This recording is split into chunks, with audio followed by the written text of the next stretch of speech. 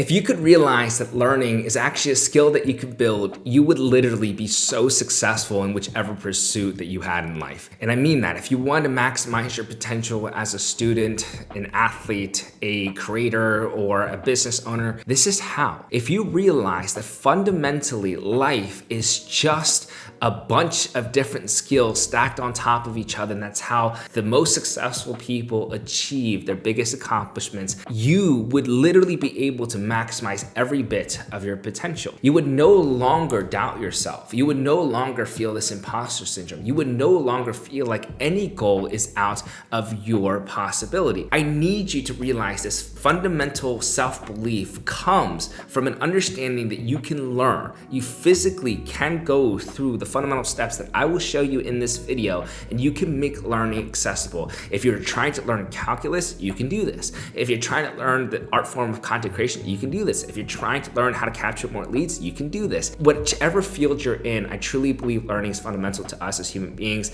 and I want to go over this system that is research backed so that you have an opportunity to maximize every bit of that amazing potential inside of you. My name is Jun Yu. If you're new to the channel, welcome. If you're returning, welcome back. I mean, whether I was a student, whether I've been a creator, whether I've been now able to build multiple seven-figure businesses, I've done this with the capacity of understanding that this is a skill. And I don't have any doubt that I'll get there. It might take me a bit longer than people that naturally have a skill for it in terms of, let's say somebody is naturally more creative, then sure, yes. Are they going to have a leg up on me in terms of the actual putting together or the aesthetic of the piece of content? Absolutely. But will I learn it eventually? Also absolutely. And that gives me the greatest confidence in the entire world. I know that for me to be a better boyfriend in life, that's a skill. So I will practice at it, and I'll show you exactly how I learn, and I will show you why it's so applicable to you currently. And also, this is literally a book that I made that was #1 on Amazon's new releases for a reason. It works.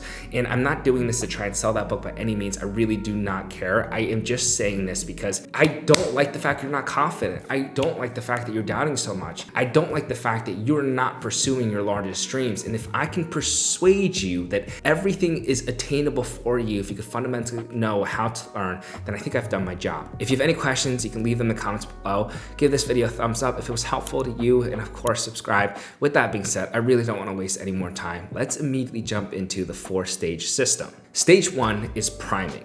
Before you enter the main learning event, so let's say that you are a student, your main learning event is obviously the classroom setting. But if you are self-teaching yourself something, maybe it's a particular online course, particular YouTube video or series of YouTube videos, or maybe it's through a textbook, or maybe it's through just a different book that you've learned or you've been able to be exposed to. Whatever that main learning event is, keep that in your forefront of your mind. You need to prime with different resources to garner a multitude of perspectives, which helps, right? So this is simply skimming other resources. And now ChatGPT makes it so easy to do it in the regard of you can ask ChatGPT to provide you a layman understanding of what this topic is about. And you could ask it for metaphors or examples that are akin to who you are. So if I come from a biomedical engineering background and I'm trying to best understand content creation, maybe I'm asking it for analogies that I could understand in the space that I live in. But what I want you to do once you're starting to accumulate different resources, and I really don't encourage you to just use AI. I actually want you to physically go out there and look at different resources and read them yourself, to skim through them yourself, and not just rely on what AI is telling you, because that's going to build upon its own level of a skill set. But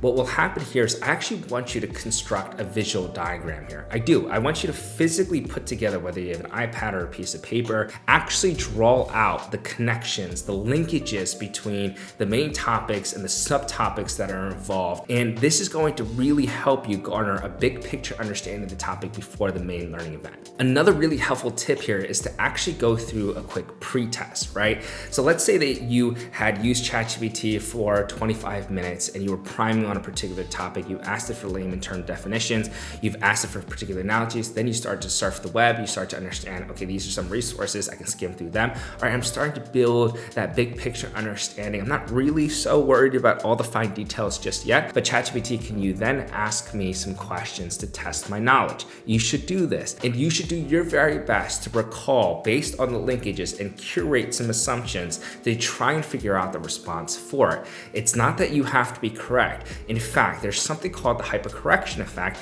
in which us as human beings, we have the tendency to learn better when we're wrong the first time. I know it's weird, but think about it. Think about how much more closely you pay attention when you had an assumption prior, but somebody says something, you're like, wait, is that right? Because I thought it was something different. It creates this level of curiosity, relevance, right? So when you had done this visual diagram, you can understand physically the different linkages. You do the pretest to try and understand, okay, do I have this capability now to formulate this linkages so strong that I can start to curate assumptions and even formulate other linkages to try and cultivate an answer.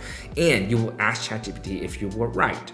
And if it says you're wrong, it would ask for the definition, and you should practice in that capacity. This should take you no longer than an hour max, depending on how much material you're actually priming for. What do I mean? If you are a student and you're priming for a 3-hour class, you're going to probably prime for a lot longer than if you would a 45-minute class. If you're priming for a week's worth of classes, you're probably priming for longer than if you were priming just for one class. And so you have to be very particular about how long you do it, but it should not be that long. All we're doing is trying to simply understand the big picture of the topic before heading into the main learning event. Stage 2, the main learning event, and how you take notes is so important. Most people look at note-taking as this redundant writing of what was exactly said by the professor or what was written in the book, and it's the biggest waste of time because that is the pure definition of passive study. It takes no thought to try and repeat exactly what you had just heard or read. Actually, it literally is a waste of time. So imagine the last time that you were taking notes, and if you are somebody like this, imagine how many of those moments you come out of the class or you come out of the meeting, you're like, oh, I actually don't remember what we just talked about, right? Probably a lot. And you may have accredited that to you being not smart, or you crediting that to the professor or the textbook or the video to be unengaging. But I actually credit that to your issue in taking notes. Note taking should look in a few capacities, but I want to first explain why we did that visual diagram in step 1. Now, your brain's ability to learn a piece of information or to learn a topic is greatly enhanced the more relevant connections it has, the more meaningful connections it has. If you were to picture anything that is important to you, right? For example, I love the Philadelphia Eagles. It's an American football team, and I could do a play-by-play on how the Super Bowl just went when we won. I can tell you exactly what happened for every series of the drive. If we go and watch that with ourselves sitting at the TV, you would be impressed that I'd be able to describe exactly who's positioned where and why a play happened and how the play had unfolded. Why? Because for me, there's so many relevant, meaningful connections there, right? I watch every single game of the last 15, 16 years. So I understand what American football is like. I understand the tendency of the Philadelphia Eagles. I understand the tendency of the players. And I've already understood contextually the big picture of what the Philadelphia Eagles try to do. They're a run-first team. They have this ability to be really good and dominate at the line of scrimmage. I know if you don't know the sport, this probably makes no sense, but I understand contextually the big picture. So what happens is that as I watch the actual Super Bowl in real time, immediately they make sense because there's something that's connected, right? So when I see a big play happen, and when I see the running back take off or a big play, I understand contextually why that had happened. I understand why the team had set up the play prior by calling a pass play or a play action. I understand why the minute details happen because they have relevance to me. Think about your favorite TV shows. I bet that you could probably recite one of your favorite TV shows from a series that you enjoy, or maybe a favorite movie of yours. How? You're not sitting there writing every little script down or every single action. No, you're not. You just have relevance. There's meaning. There's actual engagement to that piece of material. There's genuine curiosity. And then when the details start happening in real time, they fit. That's why priming is so important. And you can physically showcase this with that visual diagram. Yes, does an iPad help just because you can erase some things and you can, broaden out a little bit? Sure. But even on a piece of paper, it's such good practice. Once you formulate the linkages in the priming stage, when the details happen, try to plug them in. Like seriously, trying to physically understand where the linkages happen. Then you might start to realize, oh wait, the assumptions that you made in the priming about which linkages are there may be wrong. Maybe you're introduced to a bigger topic and you realize, oh wait, these can be subcategorized. That is going to force your brain to be actively engaged in the material. Another really good thing for you to do during class is not by taking notes, by writing everything down. I actually want you to flip it and ask questions. I know it sounds very weird, but I'll explain why we're doing this in stage 3. But your brain's ability to actually think about a particular topic and flip it and ask yourself a question about it, one, is so much more actively engaging, but moreover, it sets us up for some extremely important steps in stage 3 and 4. Now, I'll explain about that. I'll explain what active recall is all about. But the third way that you can slowly start to take some notes as well is that hypercorrection effect that I talked about in the priming stage. If you're starting to realize your assumptions are wrong or your pre-test questions, you're starting to realize, yeah, this is why I got it wrong, notate those parts down. Keep in mind, all right, yeah, this assumption that I had about why this mattered, or why I should be capturing leads for my business, or why I should be going towards more warm leads before I go into colder leads, or why I should be posting this piece of content. That's going to start to create some understanding of why your assumptions were wrong. Notate those down as well. You're leveraging the hypercorrection effect. Stage 3, post review. What I mean by this is if you are a student, you should be reviewing the material that you just had in class before you go to bed that night. And if you are learning and doing self-teaching, if you wanted to recap a topic on finance, you should be reviewing that before your nights is over. It has a lot to do with spaced repetition and consolidating the information that you had just learned through active recall practice. So remember when I told you to take notes in stage 2 by actually writing questions out? This is why. Because now in stage 3, you were literally just going to review those questions. You've made it super easy for yourself. And now I guarantee probably like 50% of them, 60%, 70%, depending how well you prime, depending on level of difficulty for that topic, you will get right. But quite a few percentage of them you will get wrong. But now you're starting to understand what your strengths and weaknesses are, right? You're starting to understand actually what you have clarity on, what you don't. But the best way to do this is being so expansive and thorough on your response. If the question is, why do I post trends for myself as a creator? I shouldn't say to boost engagement. I would say something along the lines of, you're leveraging what has worked algorithmically and you are not trying to pull that engagement towards your own page. But to do it properly, to add credibility to you as a personal brand and not to strip it away, you shouldn't just copy and paste the trend. Instead, you should use that trend structure or that format or that stylistic choice and implement it with your own messaging and your own concept pillars. That's how you have a unique piece of content that has its highest likelihood for success and to be pushed to non-followers. That's a really good answer, right? But it forces you to think about it. You just even saw me there because I was making that up on the spot, trying to go through my brain and understand exactly my response for it. That practice, that engagement, that ability to go back and try to recall or retrieve that information is imperative to my knowledge. But let's say that question happened, I didn't know the answer, or I was very, very short in my answer. I would notate that and say, okay, this answer was not good because of X or Y, or maybe I didn't know about it at all. And then what I would do is go back to your other resources that you might have had in priming, or you want to search up ChatGPT, or however you want to do it, and try to figure out the answer for it. But only after you've actually gone through the practice of learning it. Then once you have it, then close that resource and try to recall that again, right? Maybe it's an hour later, maybe it's 30 minutes later, but try to practice that again. If you do this, you will be so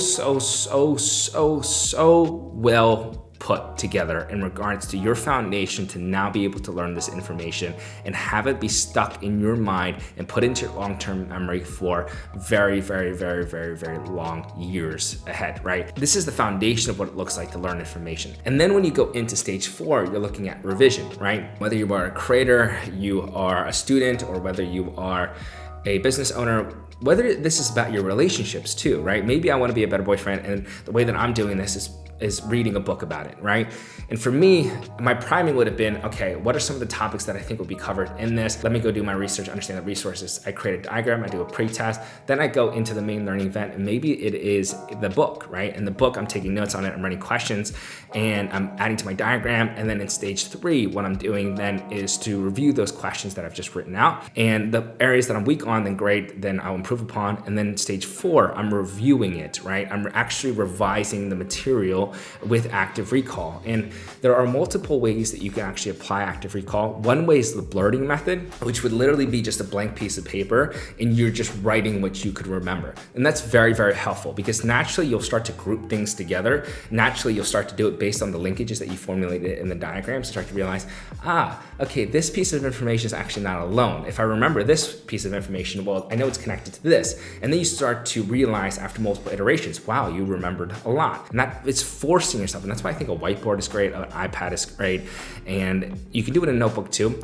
Then another way to do this is the Feynman technique. So teach somebody that particular topic as if they were in the 5th grade, right? So at a much lower level than you, try to simplify the contents and explain that topic. And it's not just the simplification of it, it's actually the clarity, right? So if you just say in baby terms, hey, this is the thing, it means nothing. But if you were to actually use examples or analogies or compare in particular examples to explain it the way that you would explain it to a 5th grader, that is powerful. So the Feynman technique is extremely helpful. To be honest, it was probably one of the greatest resources that I've had all throughout my biomedical engineering degrees while I was getting my bachelor's and master's. And I think you should try it out for yourself. It really does help when you have someone else to speak to because then they can ask you questions back and you can have clarity on it. But what happens is that when you start to naturally explain it to somebody, or even if you're faking it and you just have your little stuffed animal and you want to explain it to it, the beautiful aspect is that you will naturally hesitate in areas that you're not sure of. It will just happen. So if I'm trying to explain to you what Newton's third law is, and I'm like, oh my goodness, I don't know, something about inertia. Oh wait, is that the first law? Or is it force equals mass times acceleration? Is it gravity? Then I know that I need to actually review that material, that it's a weakness of mine, right? So constantly in our active recall, we're forcing ourselves to retrieve information, which is really important for the encoding and also the long-term ability to actually remember this information and apply it, which is all fantastic. But especially the things that we are weak in, we're notifying ourselves of so that we can spend more time on it. Then the third way that I think is really, really, really helpful is any form of practice test. Now, in school, this is literally like a physical multiple choice test that you could do or an open-ended test. But in real life, a lot of times it's the ability to actually put that thing that you've learned into action. For example, ManyChat is such an important part to now creators' experiences as they build out businesses. If you're unsure of what that is, when a creator says, hey, comment the word X, and then you get a notification, those are all automated DMs, right? And they're so imperative because me as a creator with 5 million followers on Instagram, there's no way that I can respond to 5 million people, but I love to engage with my audience. So I will use ManyChat to help me understand who's actually serious about XYZ topic. Then I'll go and personally reach out to them. So ManyChat has been really important for my content and my engagement, my audience engagement, but also for when I'm trying to capture leads, let's say, for a free event. So now what that means is I need to learn what ManyChat is. I need to learn why that topic is applicable. My test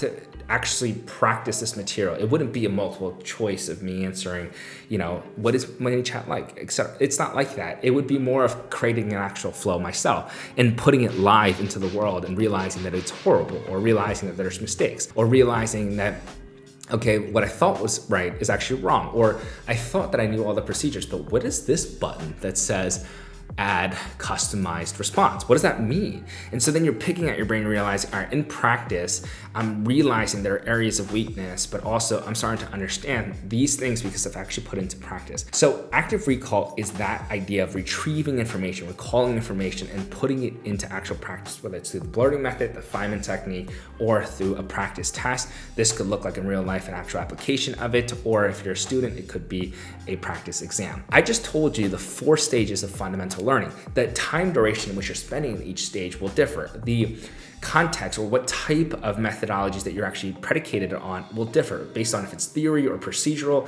sure. But those 4 stages are literally fundamental. And I have completely changed my life, realizing that I don't care where I am currently. I care exactly of my potential. And I know for a fact that, and I know this sounds crazy, but if I really wanted to become an ultra runner, I bet I could run 100 miles. I know that sounds crazy because I was never a runner before. But then look at myself now, right? I've run every single day since, and I ran a marathon and a half marathon. I ran my half marathon recently at 1 hour and 46 minutes, which is huge for me. I think about the fact that everything I do in life is through this system of the 4 stages. Everything from being a better business owner to being a better partner to being a better son to being a better creator. Everything is a skill, and I use these 4 stages. And I hope you realize that you have immense potential inside of you, and you should tap into it. And you tap into it with this understanding that it can be systematized. You don't have to be special. You don't have to be inherently gifted. You are already great. And now I have given you the formula to tap into that amazing potential of yours. If you have any questions, I know that this was a lot, leave them below. Give this video a thumbs up if it was helpful, and of course subscribe. I love you guys so much. I love this whole YouTube thing. I love just turning on my camera, and now it's just like all on one go. Like, I just like talking, and hopefully it was helpful, and I'll see you guys in the next video. I love you all, and I'll see you all at the top.